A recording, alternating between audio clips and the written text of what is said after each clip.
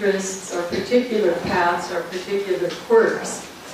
And I guess I'm the first up to bat here. If I can figure out how to get this to work. Yes. Okay. I am an anthropologist of Korea. I've done field work in South Korea since the mid-1970s.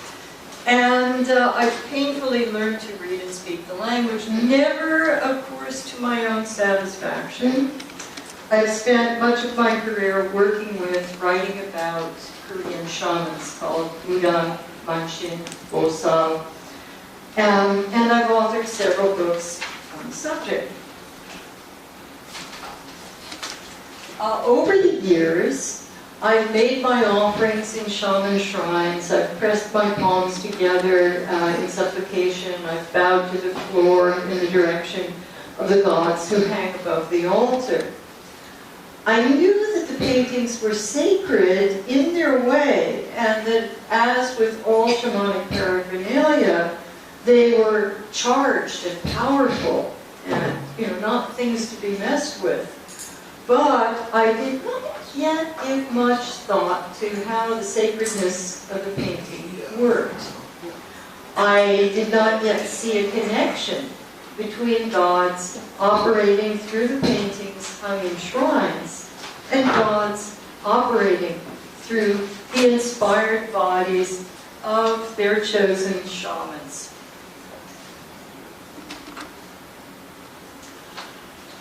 I appreciated, of course, how the Manchin, in a succession of costumes, postures, and facial expressions, mirrors the series of painted gods in her shrine with animated performance.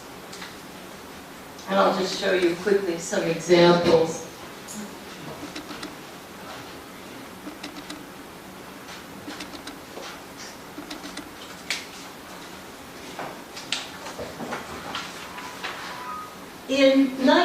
But how this, for me, you'll hear from my colleagues some of their interests and how their interests were provoked in the topic of shaman paintings. For me, in 1983, I heard a remarkable story about the grandmothers and grandfathers, the gods and goddesses, in the shrine of the woman that in my writing I call Yul Soo's mother.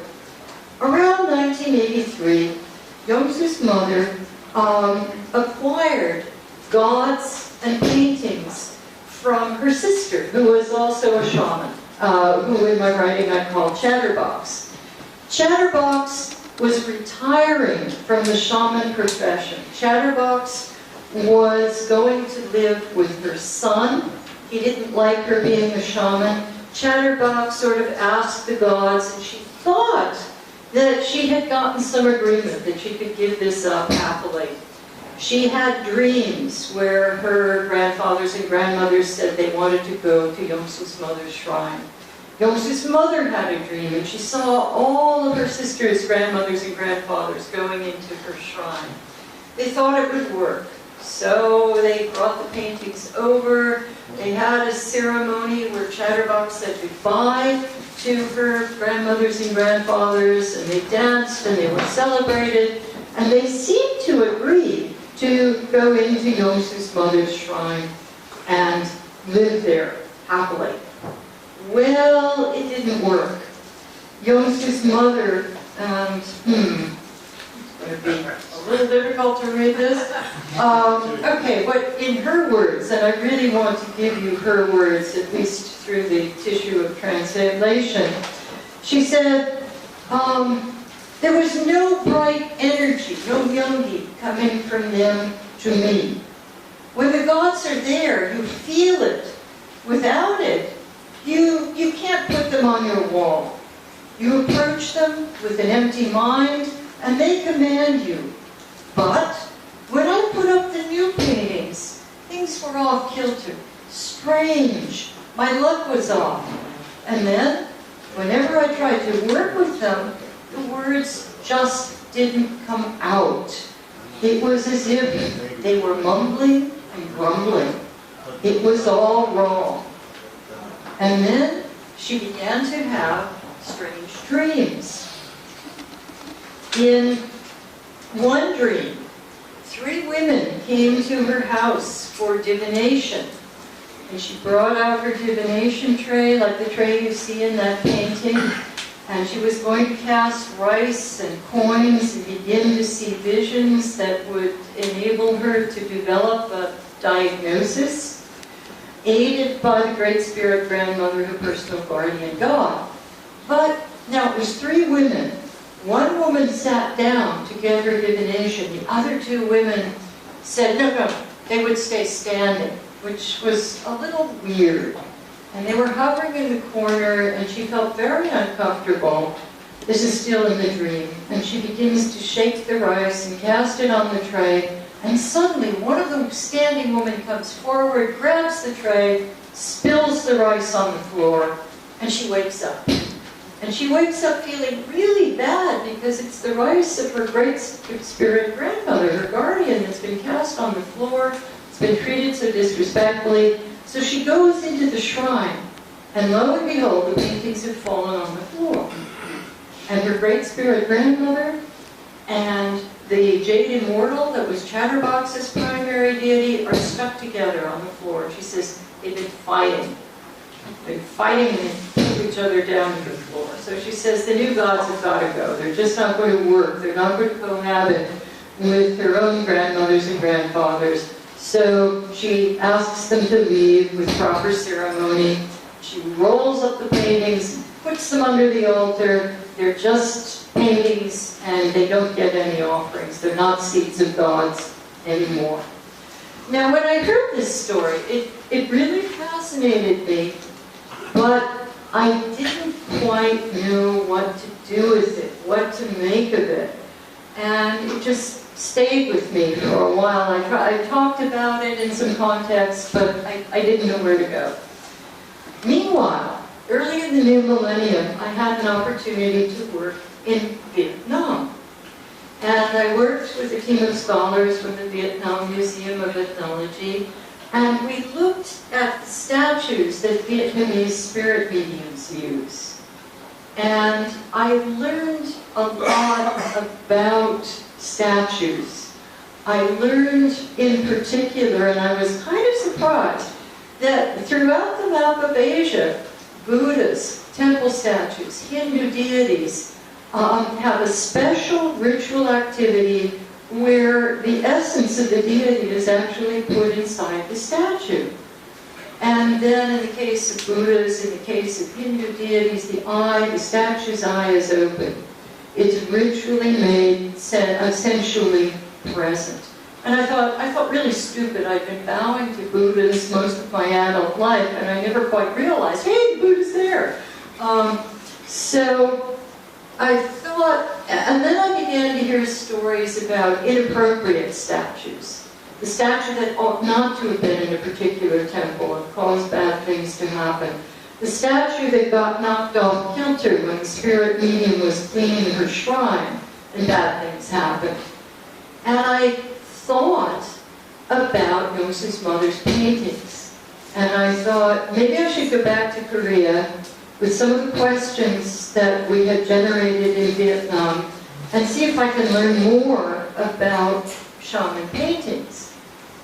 What could they tell me? Now, at first I thought, well, all right, Buddhists get their eyes painted, and spirit medium statues get their eyes painted. They're sensually made aware. They have animation stuff put in them. There's a specific ritual. And that was what I was looking for. And in fact, when shamans put Buddhists in their shrines, they do a proper Buddhist eye opening. They either call in a monk, or they do the ritual themselves and they mimic the monk. They buy a crib sheet from one of those shops around Choge-san, and they do the ritual themselves. But when I started to ask about the paintings, it was completely different. Jongsung's mother said to me, yeah, there's no ritual. There's nothing. There's no hangings on. It's when the shaman has her initiation ritual, she sees the gods in front of her face. And she knows that they're there, they're going to sit in the shrine. And I thought, that's strange, did I hear right? And a few months later, I was back in Korea, I asked again, no, there's no ritual, it just happens when the shaman invites them in the initiation, and they go into her shrine. And then I remembered, some of you may have seen the film that Diana Lee and I made about the young initiate who's trying so hard to be a shaman. And there's one point toward the end of the film where finally she goes up on the knife blades and she says, oh, tawa seo, tawa, tawa. And they're all here. All of the gods are here. Meaning, you know, she had seen them in front of her face and they had gone into the shrine. And I thought, that's it. That's what they're talking about, that kind of experience. However, in this case, they were there, but they weren't there strongly enough. And that poor shaman failed. That was a failed ritual. There's a certain ambiguity about it. Another shaman I talked to, Munchin Saw, she said to me, you know, a lot of shamans have empty shrines. The gods aren't there. We know. We can tell these things, but you can't. And that sort of made sense for me.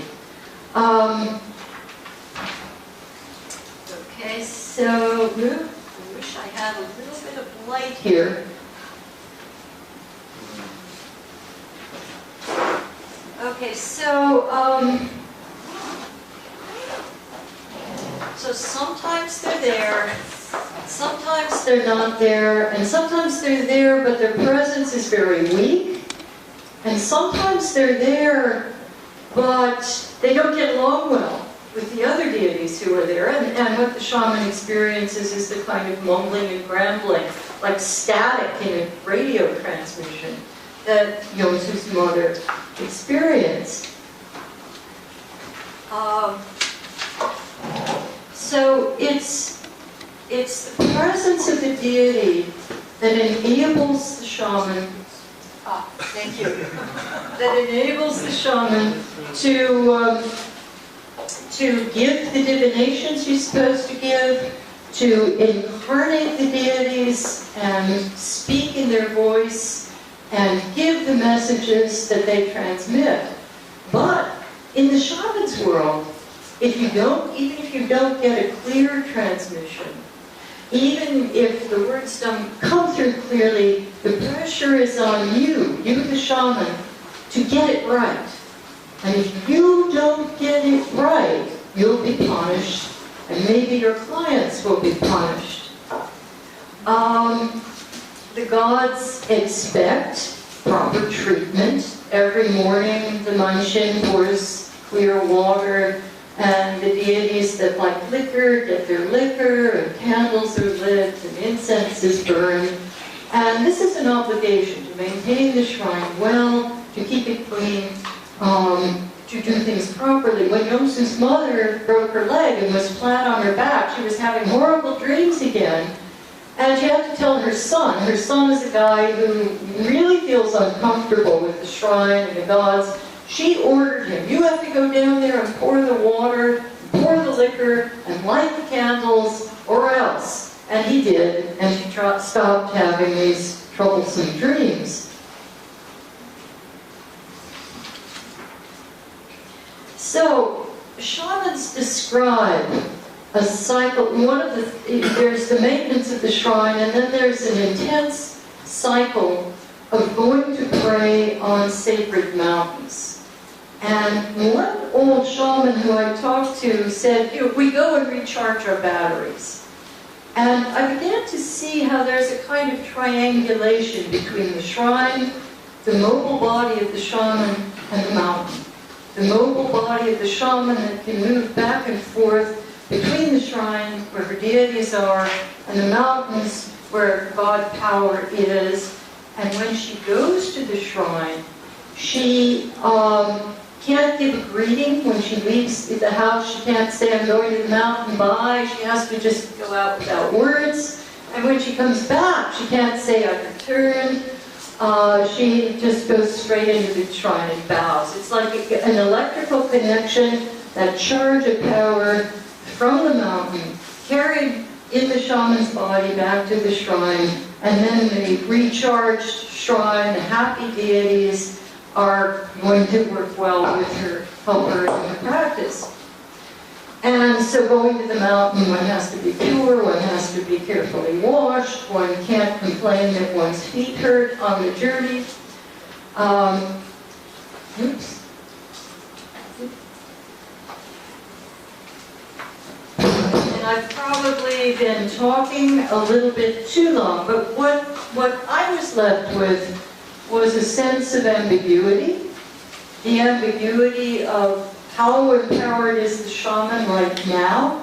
How good is her relationship with the deities? How strong are the deities in the shrine? Is it a full shrine? Is it an empty shrine? Are these deities powerful enough to have those words come through?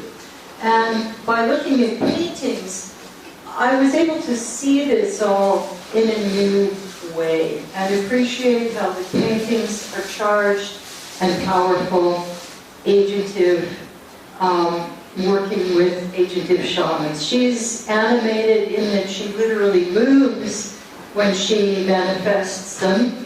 They are animated in the sense that they are seen as seats of power.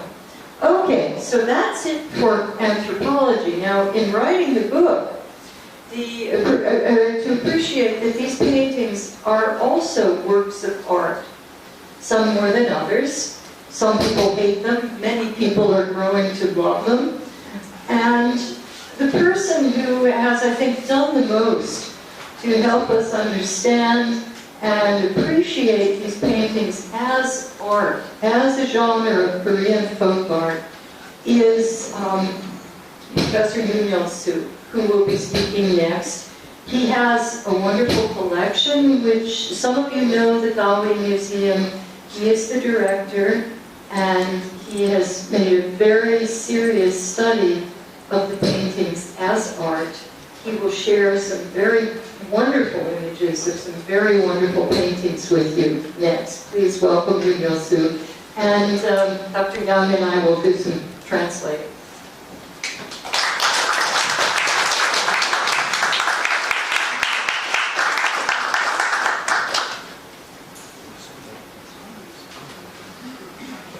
네, 안녕하세요.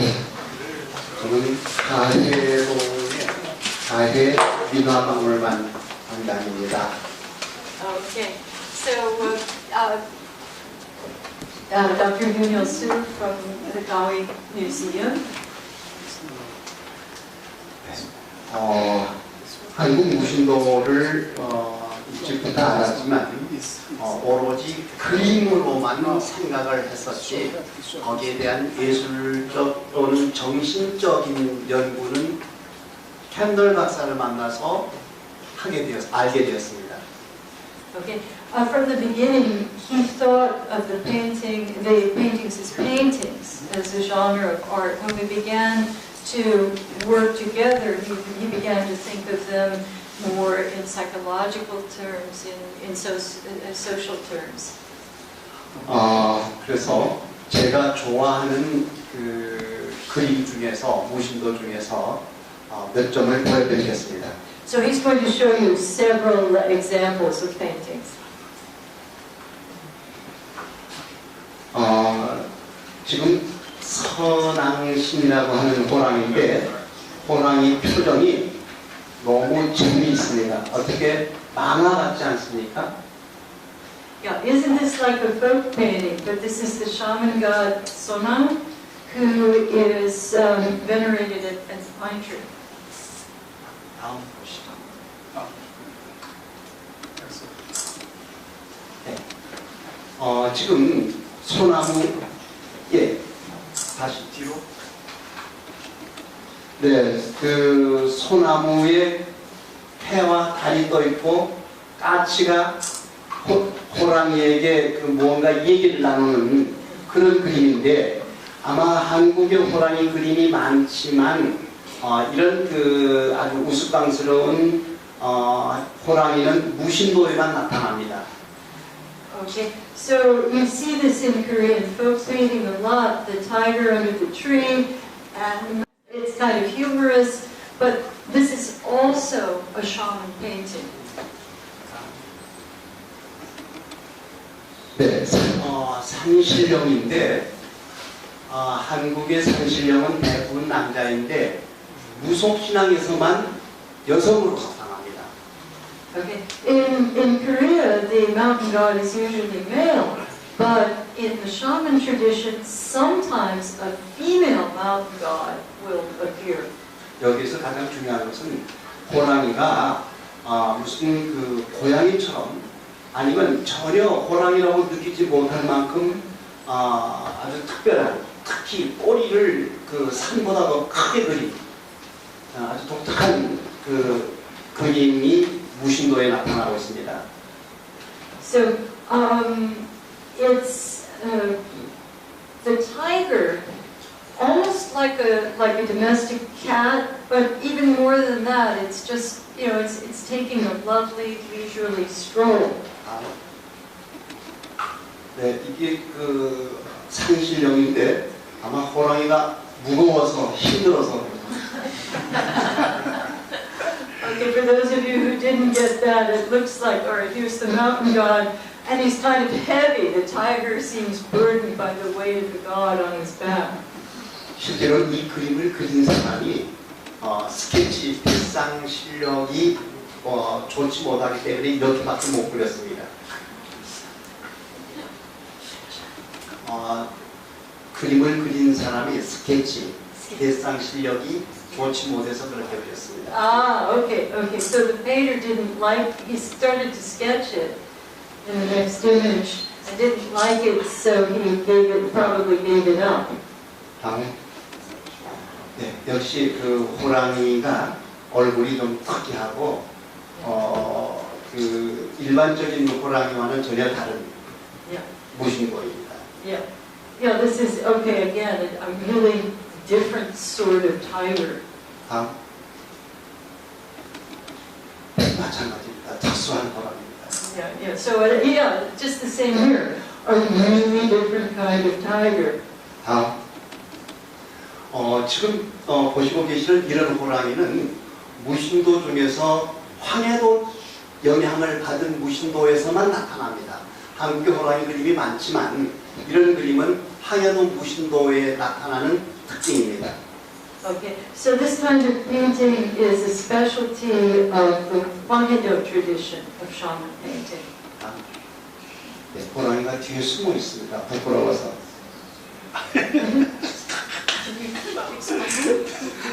He's shy. The tigers are very shy. The tiger. 네, 이 호랑이는 자세히 보세요. 술 취한 호랑이 아닌가요? He's thrown. Tiger is thrown over. Yeah. The tiger is hangover now. I think he's thrown too much.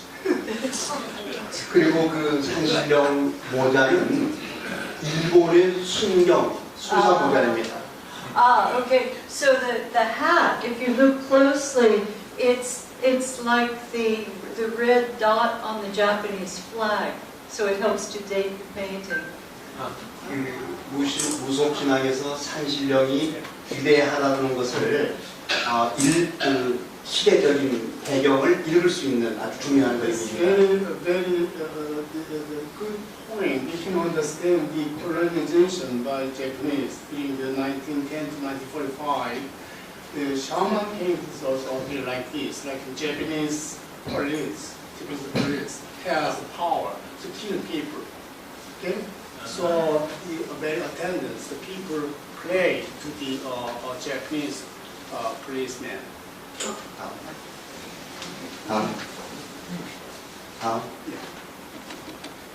네, 아주 호랑이가 독특한 표정을 나오고 있습니다. 이런 호랑이는 목이 없어요.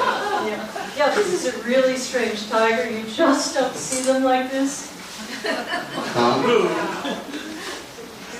이 호랑이가 정상적인 호랑이인데 아마 무신도 중에서 불화를 그렸던 스님이 그린 무신도입니다. Yeah. This one was probably painted by a painter who paints Buddhist paintings, as many of them were.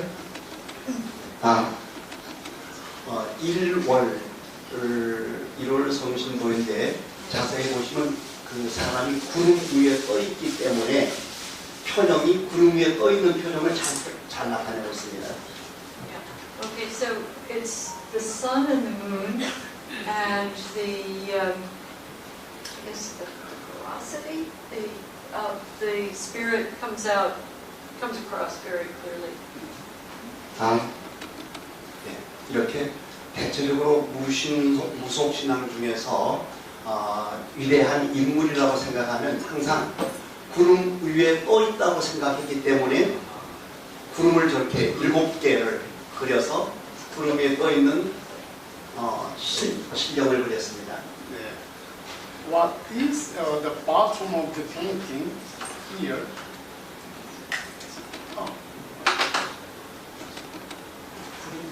That is, my understanding is the spiritual power. It's a symbol of the spiritual power described like this in painting. Yeah, because they're floating along on clouds, and normal people don't do that.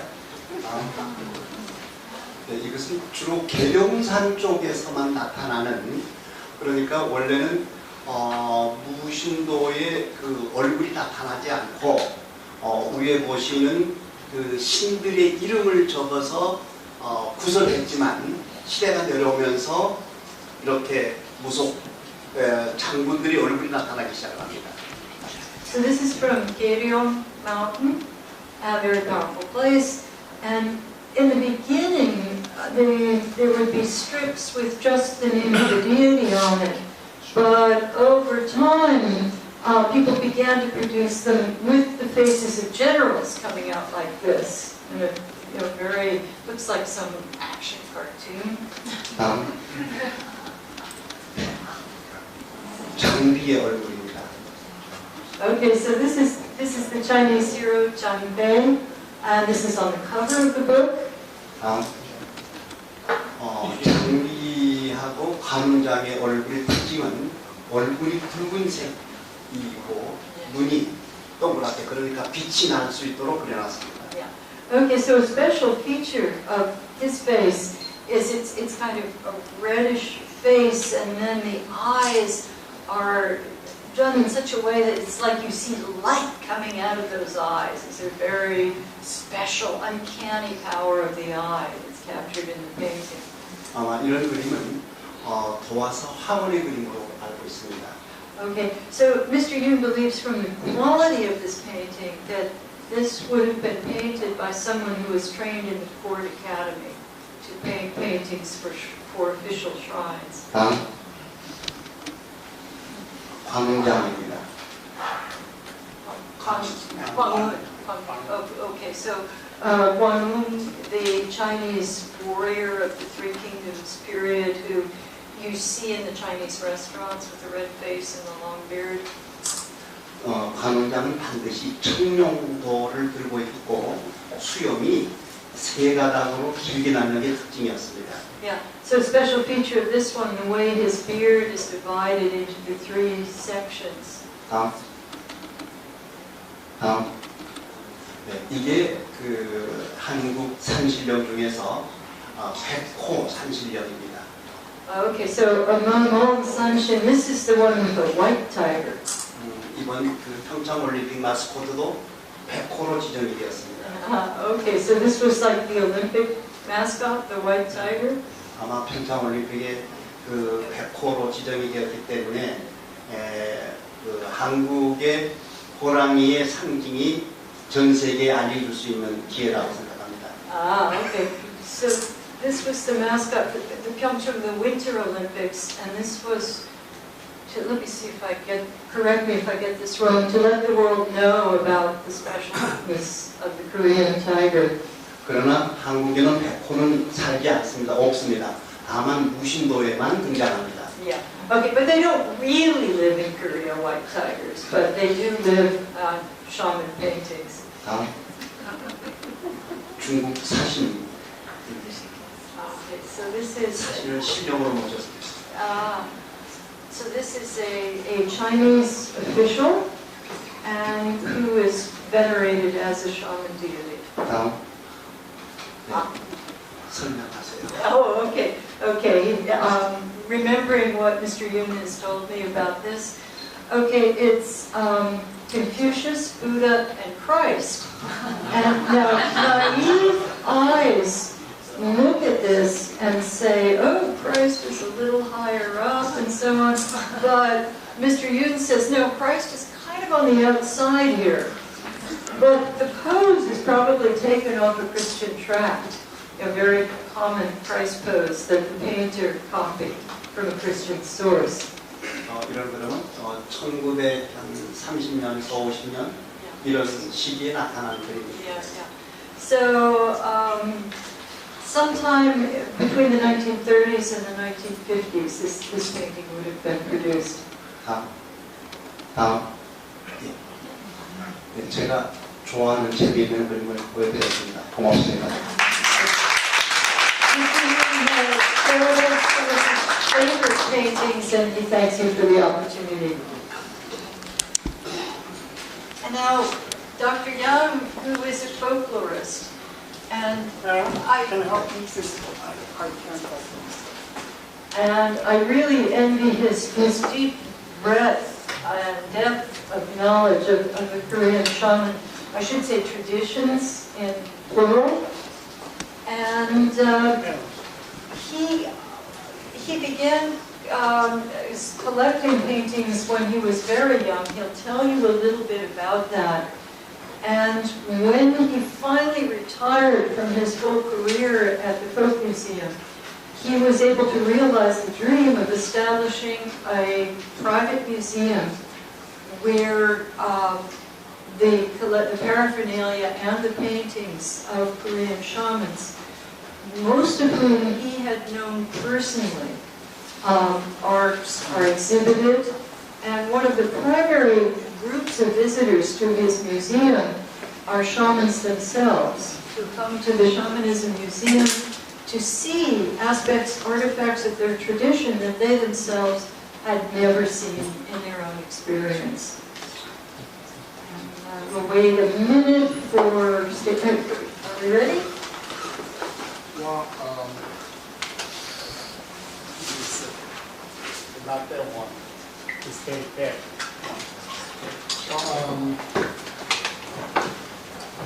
During the years, I have spent as collector and researcher and the creator of the National Folk Museum of Korea. Many facts, what was discussed in the book, the pictures here. So I thought it was the prepares the copies here, but they don't. But I brought this one copy here. And the shamanic art to English-speaking leaders and international audience. Well, today, Dr. Kendall and Dr. Yoon already told you a lot about this in Korean shaman paintings, but I would like to introduce you to my own museum. We established 3 years ago in Jeongnam area, but now moved to the Inpyeong area. So I brought these photos here and I explained to you about these paintings, the collections, and how I build these museums and how I work with these shaman activities in Korea. So let me see. What can I see again? For page number. The bottom.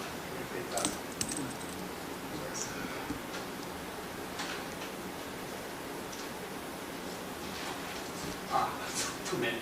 Yeah. Okay, we just open this one. But too many photos here, so I'll explain this very briefly. Oh, okay, stop. This is one part of the Shaman Museum. You can see the peanuts, the symbol of the map, so you can produce the child. So one example of the shaman paintings in Seoul and Gyeonggi area. this blind spirit. So traditional society, the blind shamans, divine, they're very spiritual. So nowadays you can find the blind spirit in the shrine.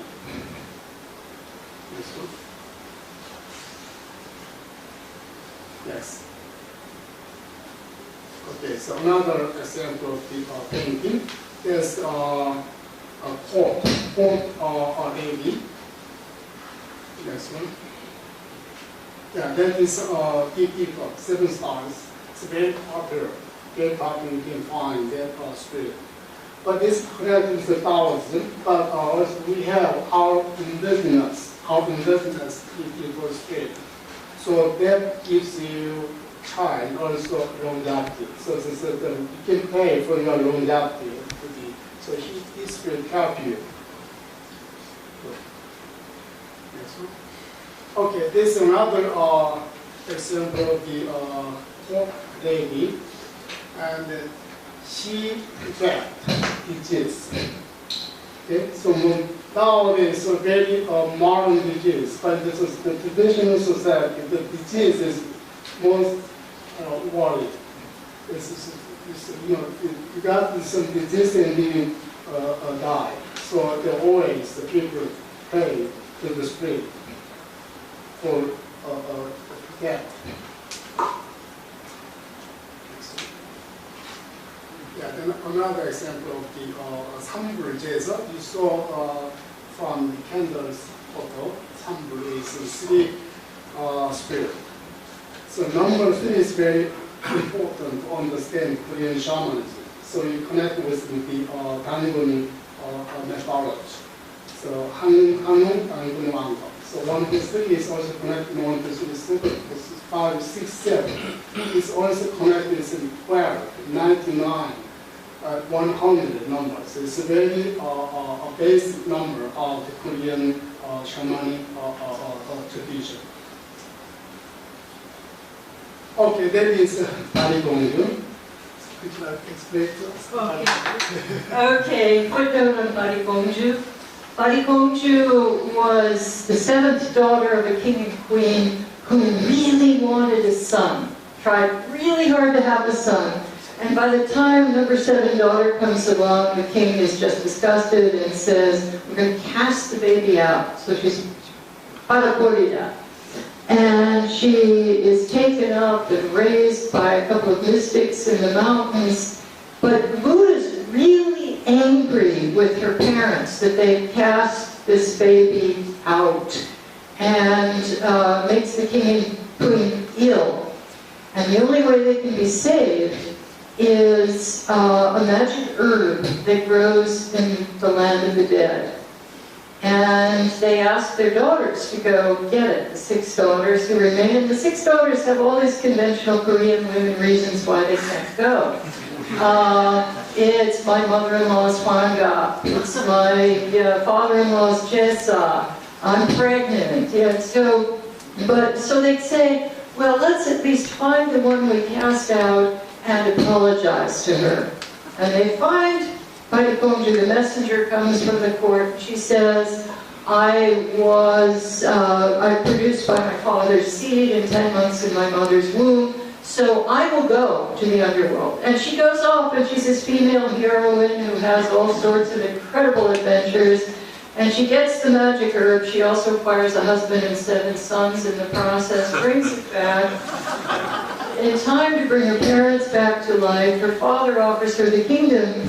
But like a bodhisattva, she says, no, I've seen the sorrow and panic of the people passing to the other world. I will stay there and help them. And that's by Gongju. And in the Put for the Dead, the shamans sing a very long ballad describing her adventures. And it's sort of, to my mind, it's parallel of what women do in shamanic practice for the dead, which is very different from what sons do in a Confucian tradition. In shamanic ritual, it's the women's ritual that really helps get the dead through the underworld. Thank you. Thank you. Next one. Next one. That is the Dango, the founder of the nation. It's very difficult to find this kind of painting in shamanic painting. It's about 200 years. Next. Next. Next. Okay, that is another types of the 7 stars, the spirit. It's much older painting style. Well, this mountain spirit, Sanshin. So this guy brought a lot of examples of the mountain spirit, but it's our museums are painting. You can see the young boy and young lady left and right, so supporting the spirit. Next one. Next. What can you guess? Okay. That's another part. It's very depth one is in the Obang Xinjiang, 5 direction spirit. We said, but very unusual. That time, it's like in Laurel Kendall this afternoon came to New Zealand and they discussed about this painting. It's very different from other Obang Xinjiang because that has, like you can see the depth in the light, the standing, one person hold the long light. And also you can see the center person, the center spirit has the very big eyes, very big eyes. All the five people, they different eyes. Okay? So it's very interesting, very interesting. But we still believe this is Obang Xinjiang. The center painting is another type of the penguin, the lady from the port. So she has power and protect the people and also protecting the disease. Yes. Yeah. Yes. Yeah. Okay. This is Yul Soo Yoon. Sun and Moon. The Yul Soo Yoon is directly connected with the Taoism. So during the Goryeo dynasty in Korea, the government believed the Yul Soo Yoon for a nation of protected. So it's very important. Even now. So you can see two studies in the bottom. The right one is also a symbol of the Taoism. We call it Namduk Noin, old man from the Taoism. And the left one is Noza. You know, Noza is also the founder of the Taoism. It's called in Taesangmo, or the name is Taesangmo. So those tablets you can find in very old shamanic shrine in Korea, made by wood. Next one. Next. Yes. Okay, these are all types of the people. Yes. Yeah, it's all different collections. Okay, stop, please. Okay, this is the main spirit in Kumsong Shrine. So the museum of the shamanism is now in the Kumsong Shrine, which is designated as a national treasure by Korean government. So that painting is the Kumsong Daegun. Kumsong Daegun is the son of the Sejong, and he was trying to help the Danjong, and then the Danjong and Sejong take over this power. So that is, they have some spiritual fighting during that time. So he was killed by the Sejong, and then becoming the spiritual God among the alternate people in Seoul area, it was Gyeongsang province. So this shrine this spirit is main spirit of the Jongsung Shrine, and then so there's a center of the shrine with this painting. You can see the left, the Foundation is a kind of the mountain spirit. You can see many examples of the painting, but also you can find there was just a name on there, no painting. But you can see the spirit, mountain spirit with this name, Foundation, this great spirit of the mountain king. And also you see the right one is the Sunbury Desert, it's anthropologist in the city spirit. Next one. Yes. Yeah. Yes. Okay. Back, please. Okay. This in traditional society, some shaman didn't have money to, or got this and the paintings. If you only have painting, shamanic painting in your shrine, you have to pay money. So they use that rice paper to making the spirit. So they put it on the shrine. Instead, they put it in the painting. So this tradition is still you can find, but it's not unusual. Also, its own types of the, especially some area, the shaman spirit. Next one. Yeah, that's all. This is yes. Yeah.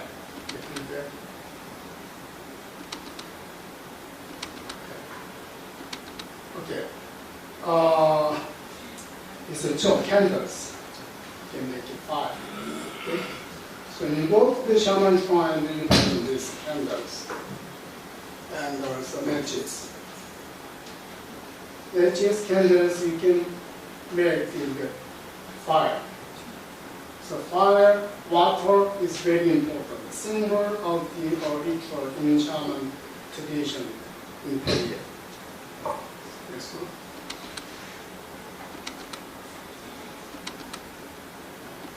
Yeah, all kind of things. Yeah. Yes. Now, after that is Dangun painting. The shamanic way. You can find the Dangun painting in Daejongyo, but it's very similar. But this is one type of the shamanic painting. And so made in probably during the Japanese colonization in 1910 to 1945. During the time, they created a lot of the Dangun paintings. That means like nationalism. So we have our own culture, we have our own history. So at that time, a lot of the shamans, they produced the paintings and put in their shrine. So our tradition is different to Japanese one. Okay? Yeah, another types of the people. Next one. Okay, that is the old man and the young lady. Okay? So man has power, like in someone, the young lady helping the old man, and she produced baby. Okay? Yeah. So another types of the mountain spirit is the bedpole. Mr. Yoon explained to you, the bedpole is it's not easy to find the bedpole. So white tiger. So white color, white is important. The white is power. You see the king wears, king horse is white horse. Okay? So white symbolizes the power. So there's a white tiger shows us that that mountain has very big power. Next one. Maybe Professor David Mason, please explain about mountain spirit element here. Yeah. Would you like to explain this mountain spirit, please? Thank you. The landlord, the the lord of the mountain, the king of the mountain, as kind of the energy, the particular characteristics of a particular mountain personified into a human-like spirit, which it becomes a kind of primary spirit in Korean culture. Most Buddhist temples have a mountain spirit shrine, which they regard as kind of their landlord spirit. You know, they're on his mountain, and they ask for permission to stay there. Shamans use the mountain spirit very much for their energy and their insight. Often their spirituality is kind of based in the mountain spirit, and then they go from there to utilize various other spirits. And it's also recognized in Confucianism that Confucian-style rituals done for the mountain spirit is kind of a collective village ancestor, a figure that sort of draws the whole village together, like this is the origin of us all. And it has kind of an ecological meaning, these kind of paintings of human beings living in harmony with nature. There's always the red pine tree in the painting, which is the king of all plants, always a tiger, which is king of all animals, and surrounded by the mountains surrounded by beautiful nature, and a human figure in the middle of that in harmony.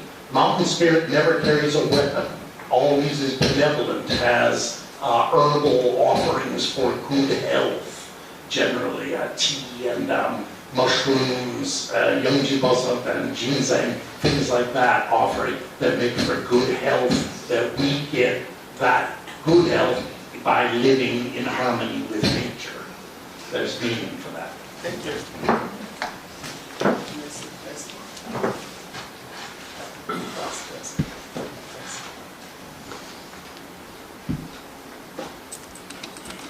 There's another instrument, and there's another type of the panel.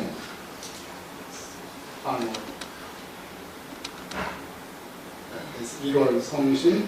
I explained is sun and moon, and what is the spirit, what is the spiritual power.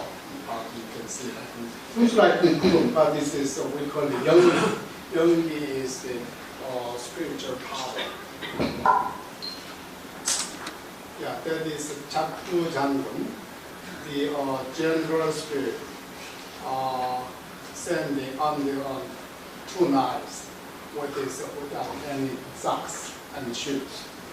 So it has the weapons, as right and left hands, as two knives, and that spirit stands under the knife. Especially you can find this painting in the Pyongyang province and the Pyongyang province in North Korea. It's more, they have more like jazz, the shamans, instead they have the shamans in South. It's more spiritual involved with this spirit. And then another stone sculpture is we call it Egi Jangu. There's a baby general. So it has this,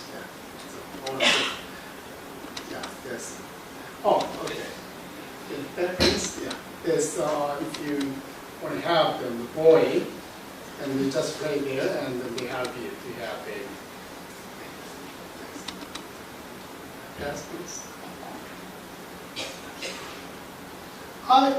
This is one type of the Himalayan shamans. I collected from Nepal. I went to Nepal three times. So I researched there, and then I brought from the Nepal. But I think most of the shamans in Nepal are male. In Korea, maybe 75% of the shamans are female. But opposite in Nepal, it's more male shamans you can find. Of course, they have the female shamans, but most of the dominant of the shamans are male. So this is one type. But he's not Nepali, but he's like Western, like Mannequin. So, yes, yeah. So right one, this one is from Mongolia. So 1991, I went to Mongolia to research in shamanism. I collect one. So there's about Korea. So it's very similar to the Himalayan shamans and Mongolian shamans, like the Siberian, Mongolian, Himalayan. These are connected. You can find the bears. Can I back the please? You can see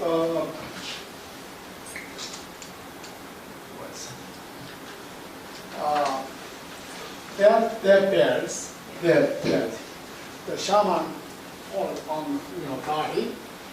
That's very popular. You can find all shamans there. In Korea, like in Jeju Island, the Jongsung Yang, who is the expert of the Jeju shamanism, he collected that kind bears in Jeju Island during the 1960s. It's very somehow connected with each other. Yes. Next one. Next. Yeah, or the yeah, please.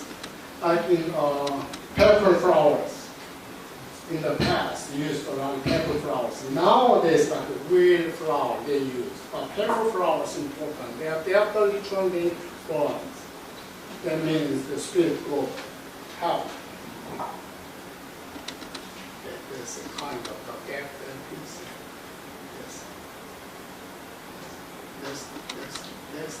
No, I'm sorry. Next, please. Okay. Sorry. Yeah. Go. Yeah, all different kinds of purple flowers. Yeah. Next one. Next one. Yes. Next. All the items in our museum, so when you come to our museums, you can see all of those items. Yeah. Next one.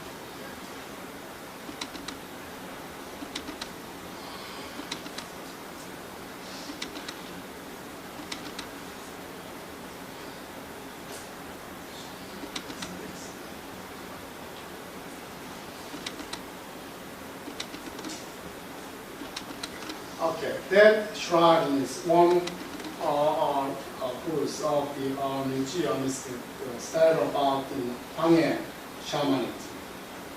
So they put all paintings front, rear, and left and right, everywhere. And the bottom you can find the pens, and also bears, and also equipment over there, and also cross over there, and for the ancestors. Those paintings brought from North Korea during the Korean War.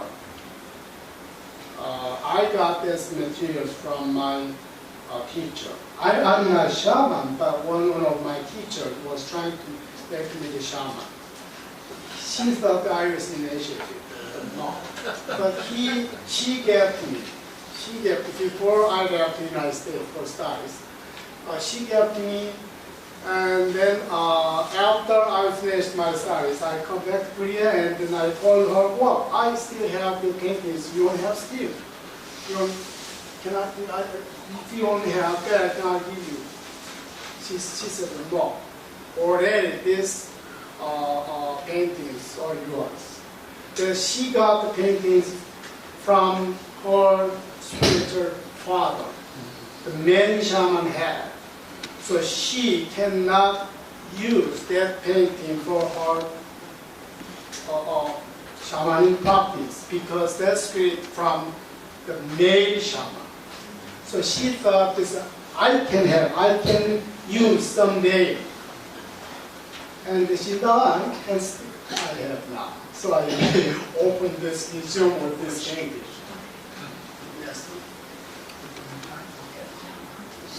Okay, all right, okay. So I think I stop here. Just show this one. Yeah, American ties of the Japanese. This is a military man in Korea. So he just bring this information. Okay? Yeah, so that is enemy over there. So can away from him. Yeah. So this is important to know the journey. So the shamanism is also connected with like this kind of materials. I think I stop here. Yeah, so maybe we can. Thank you very much. So we have some time for questions. Oh, okay. And questions for any of us? Or comments? Shaman. This shaman shrine is set apart from. What they hear is unclear or vague. They still have to do the best they can, but they don't. The gods are not helping them as much as the shamans would like. So you sort of think of it as like an electric current or a radio transmission. And there are strong transmissions and there are weaker transmissions. I think most shamans would understand that analogy. But Dr. Yang, I think, has a deeper understanding of these matters than I do. Well, yeah, thank you. But can you explain to us a little about this, question that you have experienced? Yeah, that's some questions about the context of this experience. Okay, do you mean, with your question, you're referring to the relationship between the paintings and the power? What is their concept? How do they explain about power and how it is connected? How their position, power, experience with people. Maybe you better. Or the expert. Well, yeah, power isn't there. All the shaman, when they initiated as shaman, they have spiritual power. Okay? So we cannot say this very intangible one and the very religious one. So the shaman has their spiritual power, just they use every day for their rituals and practice to the clients. So yeah, that is power. Yeah, so you cannot touch, but there's the shaman said, "Oh, I have power," and they dance on the knife and they give their message, the spirit message, and they can give you the energy, the power for your longevity and your business and your promotion and for your everyday life. I have a guess. I'm Enrique, and I'm studying Korean traditional music. What I have learned from for example, when it comes to the longak, the farmers' music and dance, also they do those rituals, and then sometimes they have those trees, they are carrying the bamboo tree, right? Or they carry the flags. So also they say the spirits will descend and sit on the tree or the flags. So my guess is, or my thought to this is, to the shaman paintings, it might be quite similar. Actually, the spirits need a place where they are, right? They need a place where they are invited to. So the fans, which are carried by the shamans, or the shaman paintings, are providing that place where the spirits can descend and then give their power. Shall we stop there because time is passing? Afterwards you can ask other questions as well. Thank you very much.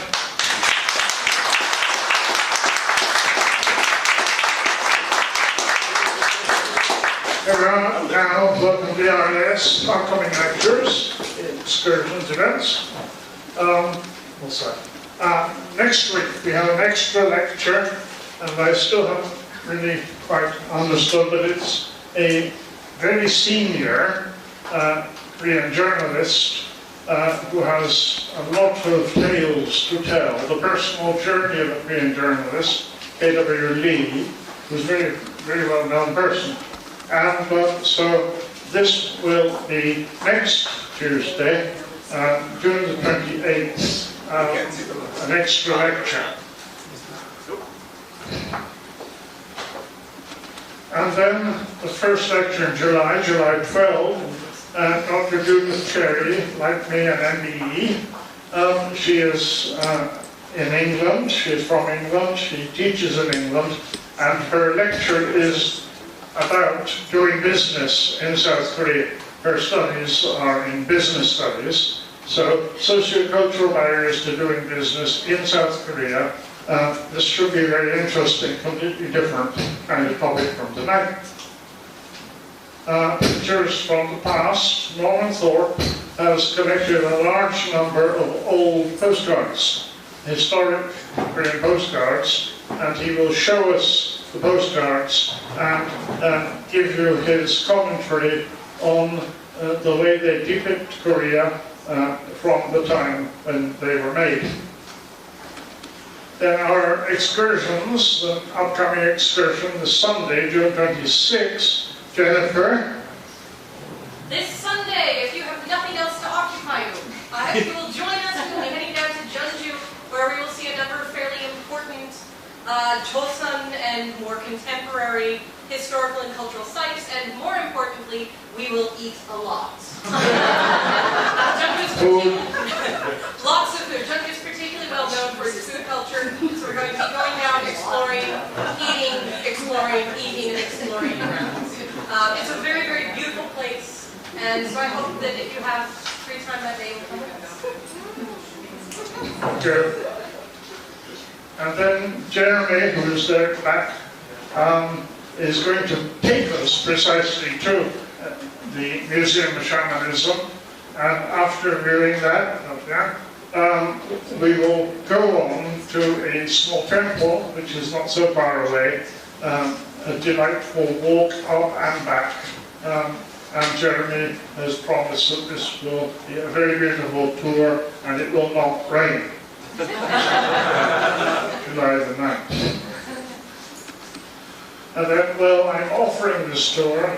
I don't know if anyone wants to go. If you go all the way down south, in the southwest corner, you have Haenam and Kanjin. And in Kanjin, the great scholar Dasan was exiled for 18 years, and he met two of the monks from Taeheung-sa, which is in Haenam.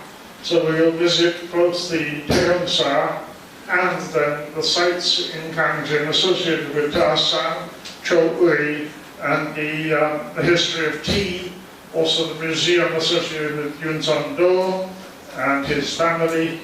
And if we have time, we'll also go to the place where the Dutchman, Hendrik Hamel, was imprisoned with his colleagues for several years, quite a number of years, in the 17th century. That's all down in Kanjin and in Haenam. That's an overnight tour, July 2-3. Our reading club will meet on July the 4th, and we will discuss this challenging story by Isan, the 1930s, Korea's great surrealist writer, The Dark Room of the Map. We did that. Oh, well, that's a long time ago. So in September, we will go back. We were there last week, National Museum of Contemporary History, but this is important because, like just now we were talking about the Peace Corps. This is the Peace Corps. Right. This is a special exhibition which they are organizing, Liz Suzanne, our Vice President, about the history of the Peace Corps in Korea, Friends of Korea. And so we will have this guided tour in September, on September the 21st. And we have books. I'm sorry that we don't have your book. We will get it as soon as we can, and we will sell it to everybody at a discount if you're a member. 40%. Yes, a great discount. But also then we are still having a book sale. We are having a book sale on most of our stock, some with radically slashed prices. So take a look at the homepage and buy some books. And after this, then we will go to Jacob's, we will have beer or whatever, and we can talk a bit more if you're not too tired. A little while. June prefers to have makgeolli, so we have to move to an e-cha for makgeolli.